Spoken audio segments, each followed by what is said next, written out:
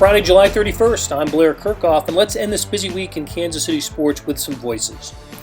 On SportsBeat KC, the Kansas City Star's daily sports podcast, you'll hear from the always entertaining Chiefs tight end Travis Kelce, who touches on several topics, from the opening of training camp to the COVID-19 precautions taken by he and the team, and the accountability teammates must take after they leave the facility.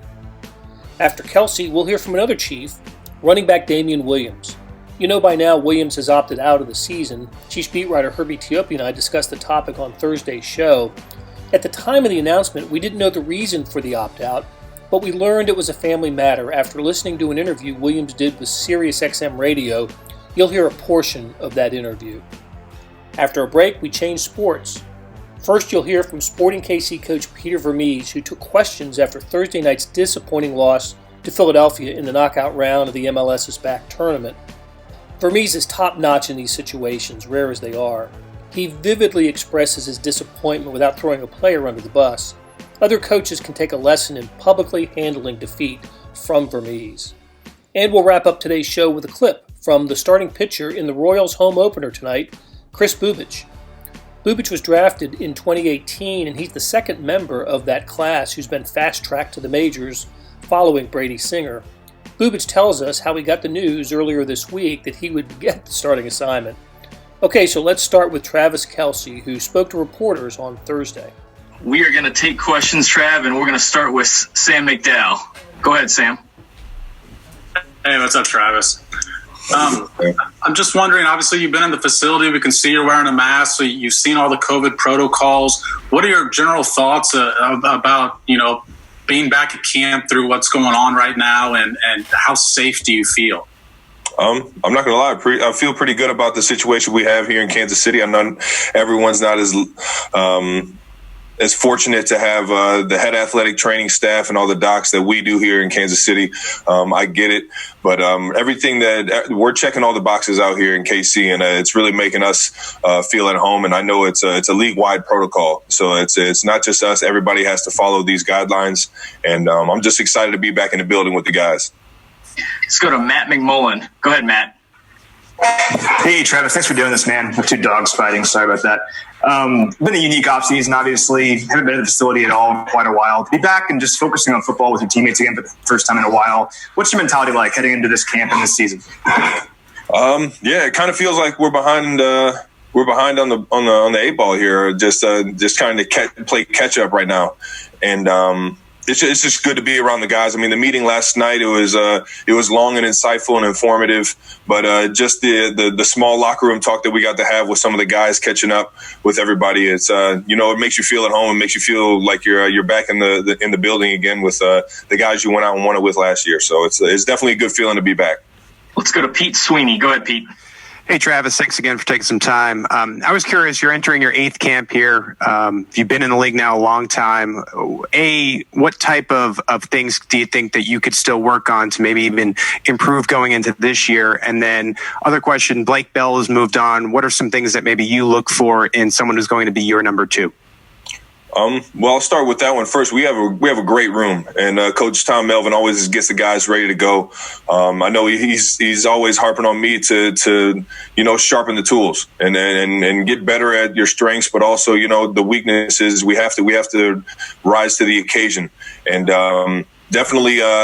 It's an all-around mentality of keep learning the offense. Coach Reed is going to do a great job of putting us in a situation to succeed, but we got to learn this offense and know it in and out, just like he teaches it. So it's definitely a fun process, but getting better is it's a year-long thing. It's a career-long thing. You can never be satisfied with where you are. Let's go to Adam Teicher. Go ahead, Adam. Hey, Travis, how you doing? Doing good, Adam. Good. Hey, what does the loss of Larry and of Damien Williams do to the offense? What kind of loss is this for you guys? Man, it hurts, man. It hurts, but at the same time, you can obviously respect both of their decisions. Love those guys. It doesn't make me feel a grudge about either one of them. I totally respect what they're doing. And you know what? I think Coach Reed, Veach, the front office is going to do an unbelievable job of trying to fill that void, and the guys that we have in this locker room can fill that void. I honestly, I truly believe that we have an unbelievable roster, and I'm pretty excited to see how this group molds together. Let's go to Harold Kuntz. Go ahead, Harold. Hey, Travis, hope you're doing well. I know it's been a bit, but when you see the way Arrowhead Stadium set up, we kind of saw it yesterday, the way it was all with the locker rooms being spaced out and everything. Kind of what is your initial reaction to how it's all going to be with this unique training camp? Because you're so used to St. Joe's, being around, active with the people, but now it's different. It's all you guys. It's enclosed and just the different spacing. What did you think of all that? And then I got to ask you about Mahomes and being number 4, if you will, in the NFL poll. Well, the NFL poll is what it is. I mean, that's it's TV land, man. I don't want to harp on what happens in TV land, but everybody has their opinions and everybody has their favorites. So it is what it is. But I think, like I said earlier, the Chiefs have done an unbelievable job as an organization getting us set up here around our facilities where we're comfortable, we're familiar with it. Obviously, I love St. Joe. To everybody out there, we're going to miss you guys this year, and hopefully we can get back out next year. But for what we have to set up here in Kansas City at the 2 facilities, both the stadium and here at the practice facility, I think it's very safe environment. I feel comfortable as can be going into training camp. Let's go to Karen Kornacki. Go ahead, Karen. Hello, Travis. Hello. Just your thoughts on no preseason games. What will you guys have to do to get ready to start a season when you don't have a dress rehearsal? Well, I think it's going to be an interesting transition, especially for the young guys, the guys that haven't had quite the reps to feel out how fast the game is really going to be. But I think also that Coach Reid does an unbelievable job of getting us ready for our first game, and I think it'll have to be modified just a little bit, but I think Coach Reid, I got all the trust in the world in Coach Reid and the coaches to get all these guys ready for that week 1 opportunity against Houston. And the biggest thing I think that we're going to miss out on is defensively being able to tackle. You can try and simulate it as much as you can, but until the bullets are flying, you really don't know what a guy's going to do instinctually. And I think those are things that you definitely got to build on. And you'll see teams progress a lot further along in the season because we're kind of catching it later on in terms of that learning process. So go to Matt Derrick. Go ahead, Matt. Hey, Travis, hope you're doing well. Andy on Saturday had said that, it's going to be up to the players to doing the right things when you leave the building. Curious, what that means to you, and as a veteran of this team, how can you, underscore that message to the young guys? It's accountability. I mean, the guys coming in the office, they know what this team is capable of. They know what this team is capable of. I mean, it shows what we did last year and who all we got coming back, which means we got just about every single leader that we had in this locker room outside of 2 that respectively decided to opt out. I think that we're as set and ready leadership-wise as we've ever been. And the tone has to be set and the accountability has to be set amongst all the guys in the locker room to, there's a virus out here. It's not something we can play around with. It's something that we have to take serious. Guys are going home to their families. We have kids and wives and beautiful families that we have to make sure that we're all being held accountable for. So, like Coach Reid said, just making sure you're doing the right things for the guys around you. But I don't see much of a problem because a lot of that is already kind of set in the culture that Coach Reid and the leaders on this team have set. Let's go to Darren Smith. Go ahead, Darren. Travis, thank you so very much for taking the time to do this. One, you were instrumental in designing the Super Bowl championship rings. Do you know when you all are going to receive them, if you're going to have like a Washington Nationals type of event in the unveiling of it? And then also, obviously, you see the background behind me. What are your thoughts on the Black Lives Matter and do you support what they have going on? I support, without a doubt, everything that's going on in this social justice in this world right now. Black Lives Matter is something that's very personal to me because I have a lot of friends, a lot of family that fall into that world. And it's something that I've been very passionate about since I've been in the league. And it's almost a responsibility that I take upon myself to show the support and show the want for change. And that being said, I forget the first question you asked. I apologize. No, you're fine. I was asking about you were instrumental in the design of the Super Bowl ring. So just wondering, do you know when you all are going to receive them and what type of unveiling you're going to do for it? You know what? You could say I was instrumental in it, but they kind of just threw it on the screen, and I was like, oh, that's nice. I would like one of those, yes. And it was it's a beautiful ring from when I saw it. In terms of how we're going to receive it, or if there's going to be any type of party or whatever it is, I think that's kind of second to everything that's going on right now. I think we're all just focused on trying to go get another one this year, and we'll worry about all that when it happens. And just to say something about the Black Lives Matter, that's why I love Kansas City and this organization, because Clark Hunt and our president, Mark Donovan, have done an unbelievable job of reaching out to the players on this team to try and find something that makes sense and is meaningful to this community and to the players in this locker room, and I love them for it.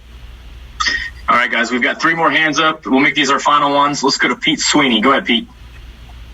Trav, I think this is the first time we're getting to talk to you since the Mahomes contract. I just was curious what your reaction to the deal was. And then even though you've been putting up this production even before Mahomes, just how fortunate do you feel to be able to play with him during really both your primes?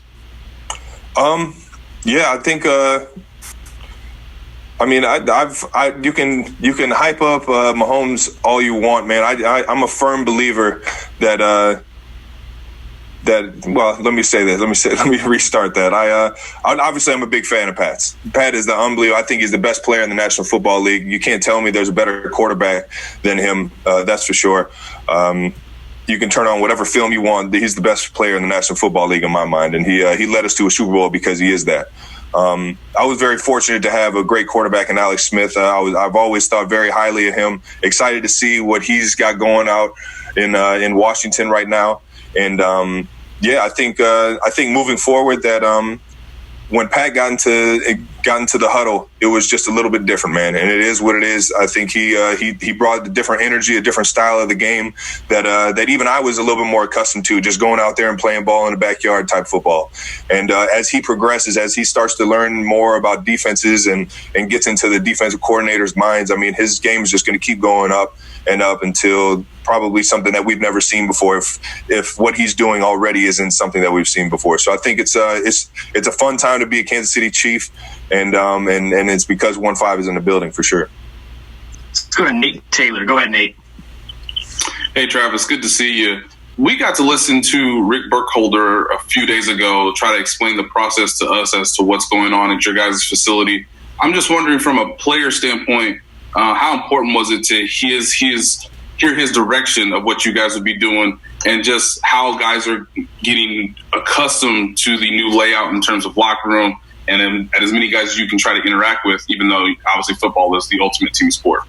Yeah. I think the biggest key and the biggest message outside of all the I don't know, the guidelines and the precautions, the safety measures that you have to take in the building is don't get lazy. Don't get comfortable in what we're going through right now, because that's when it's going to kind of jump at you and hurt you. And it is what it is. It's a virus that unfortunately we can't control to a certain extent right now, but what we can control is our actions and how we're performing as athletes and what we're doing outside of the building, and we can minimize it as much as we can. And just being accountable and not taking it lightly at all, and making sure we're making the right decisions. Okay, let's go to Steve Wallace to close us out. Go ahead, Steve. Hey, Travis, how's it going, man? Steve, what's up, big dog? Not much, man. You talked about holding guys accountable, but just how much of it is just really based on trust, knowing that guys are going to do the right thing away from the team? And also, to the people out there that think that they shouldn't wear a mask, what's your message to them so that football can come back?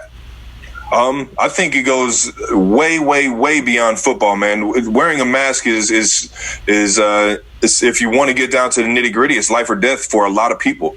And who's to say who's safe and who's not safe, and who's able to get this disease and who's not, or how? It's such a question mark on what's going on with this virus right now, that wearing a mask is the first thing that you can do from saving somebody else from getting it, knowing that you don't know if you have it because of how it's been rapidly making its way into every single city and a lot of homes in these communities. So it's a scary time, and if you want to be, I say just wear the mask. I won't get into it too much. Just be safe about it. Wear the mask and respect the people around you, just as you would if it was your family member or if it wasn't. Man, act as if you have the virus already, and I think everybody would just be fine going from there.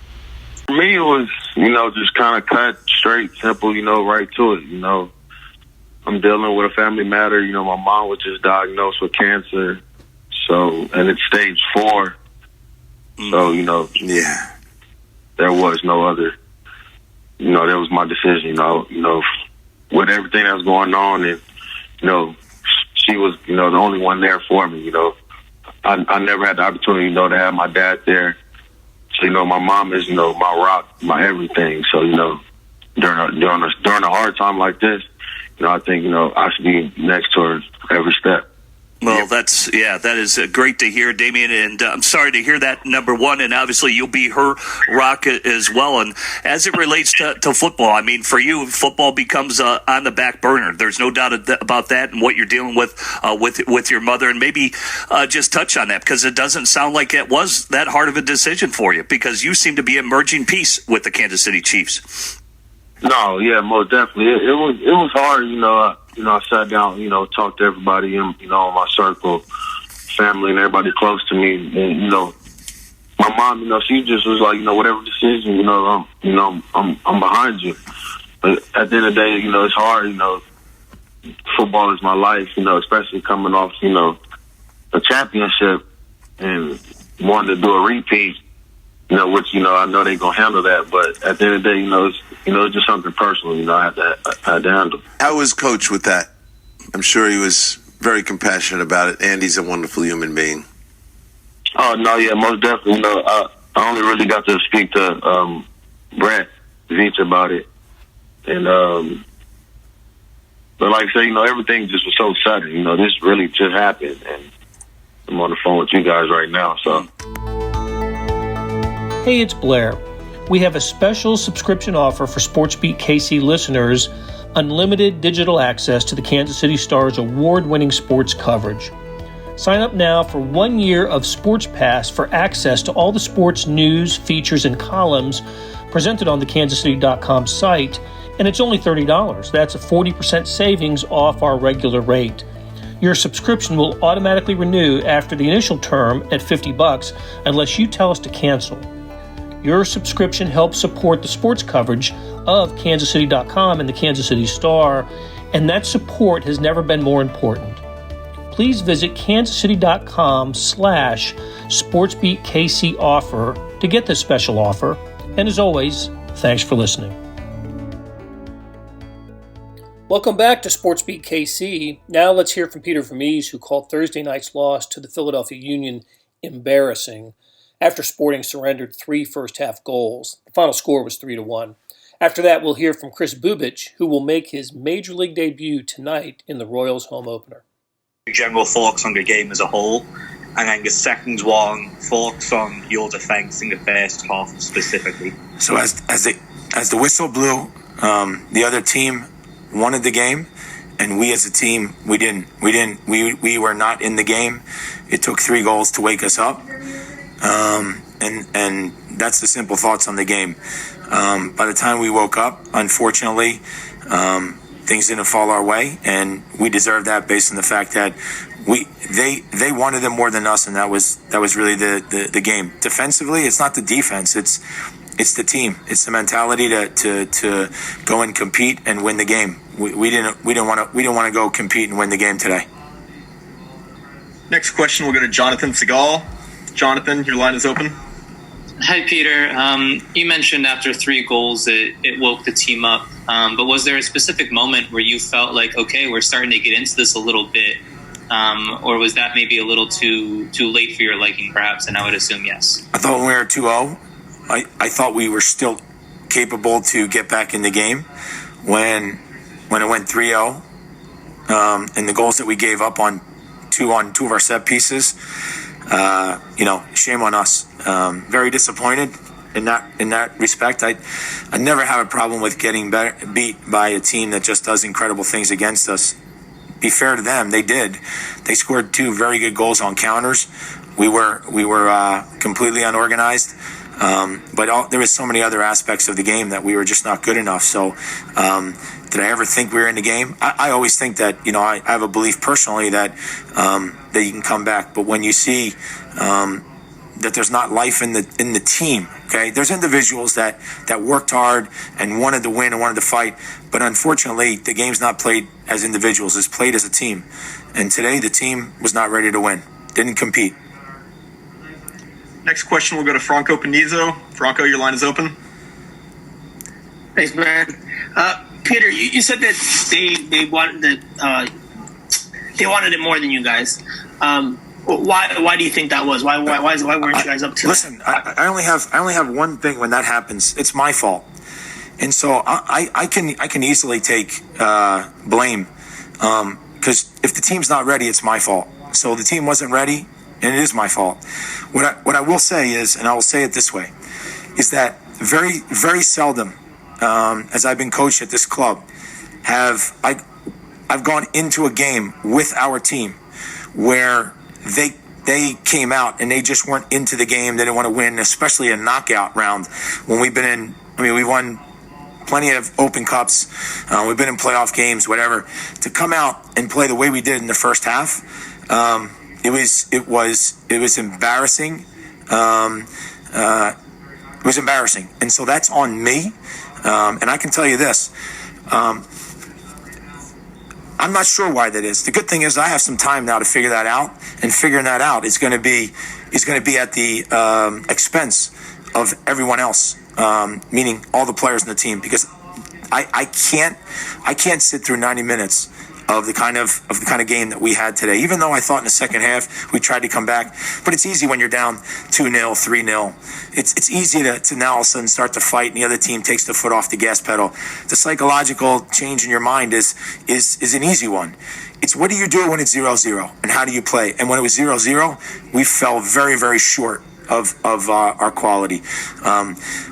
The positive is that we played 3 games that meant something towards our season, and as of right now, we're still at least in the top of the West. But we need to get our act together, because we can't play games like that against teams in the West, because they're too good. They're too good, and they fight for everything. I said from the beginning I thought that San Jose was, I think, the favorite. And their guys, they work. They're the hardest working team in Major League Soccer at the moment, and they deserve to get the credit, and they deserve to be talked about because of the way that they go after the game, all the players in the team. We're not even in that class. We're not even close. First of all, thank you. Obviously, it's pretty surreal feeling right now. Actually, when I walked into the T-Bones Park clubhouse yesterday, Paul Gibson, our director of pitching performance, pulled me aside and took me into the office, and I was actually slated to throw 5 innings in our inter-squad scrimmage yesterday, and obviously the rain kind of put that aside, and then today there's more rain, so he kind of said, we have you slated down for Friday now, but it's going to be Friday at Kauffman Stadium against the White Sox. So when I heard that, like, it took a second actually for me to even understand what he was saying, because I'll be honest, it's not something I was expecting to hear when I was walking in, or when I woke up yesterday morning. But when he said it, like, obviously I made a couple phone calls right after that to my mom, my sister, and the rest of my family and close friends. But yeah, pretty unbelievable feeling, and definitely blessed to have an organization that is willing to obviously take a chance on a younger guy like me, and has enough faith to put me out there in a situation like I'm going to be in tomorrow. That will do it for today. Thanks to our production staff of Derek Donovan, Randy Mason, Beth Welsh, Jeff Rosen, Savannah Smith, and Chris Fickett. Hey, those interviews you heard on today's show are all stories on kansascity.com, and we dropped some links in the show notes, so check it out. Hey, earlier in the episode, you heard me talk about the Sports Pass offer. It still stands and still a good one. $30 for a year's worth of sports coverage, and that includes Sports Extra that comes with the e-edition. There are 44 additional pages of national sports coverage today. Here's an even better offer, Buy the entire Kansas City Star product. Sports, news, features, commentary, and analysis, the whole thing. You get all the stories written by my talented colleagues, plus extra news, sports, and business coverage. The details at account.kansascity.com/subscribe. That's account.kansascity.com/subscribe. And whether it's the Sports Pass or the full subscription, you're getting and supporting the best sports and news coverage in Kansas City and helping us produce programs like SportsBeat KC. Thanks for listening, and we'll be back on Monday with a new episode.